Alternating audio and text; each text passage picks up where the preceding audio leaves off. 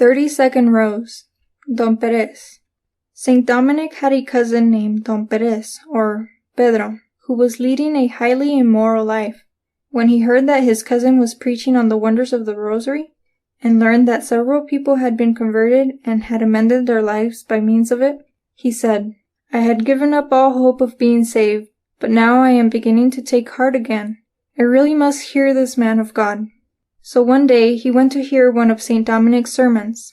When the latter caught sight of him, he struck out against sin more zealously than ever before, and from the depths of his heart he besought Almighty God to enlighten his cousin, and to let him see what a deplorable state his soul was in. At first Don Perez was somewhat alarmed, but he still did not resolve to change his ways.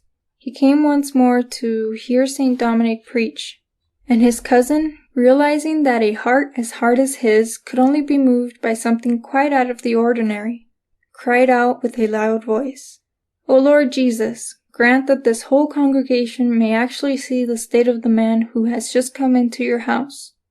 Then everybody suddenly saw that Don Perez was completely surrounded by a band of devils in the form of hideous beasts, who were holding him in great iron chains. People fled hither and thither, in abject terror, and Don Perez himself was even more appalled than they when he saw how everyone shunned him. St. Dominic told them all to stand still, and said to his cousin, "Unhappy man that you are, acknowledge the deplorable state that you are in, and throw yourself at Our Lady's feet. Take this rosary, say it with devotion, and with true sorrow for all your sins, and make a firm resolution to amend your life." So Don Perez knelt down and said the whole rosary. He then felt the need of making his confession, and did so with heartfelt contrition. St. Dominic ordered him to say the rosary every day. He promised to do so, and he entered his name on the rosary confraternity list in his own hand. When he left the church, his face was no longer horrible to behold, but had a glow like that of an angel's.